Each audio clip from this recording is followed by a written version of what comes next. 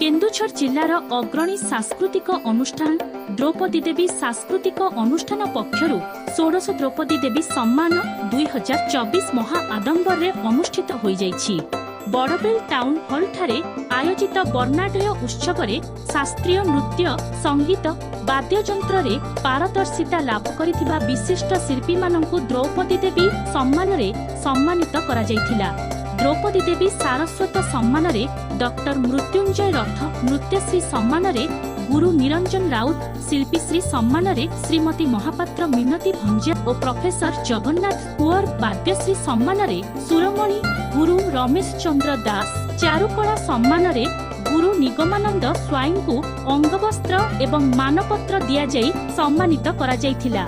सेहीपरि उल्लेखनीय अवदान पाई न्यूज 7 प्रतिनिधि निर्मल कुमार पति, दैनिक खबर कागज धरित्री प्रतिनिधि देवप्रिय रणा एवं सामाजिक अनुष्ठान प्रयास को मध्य सम्मानित करा जाइथिला।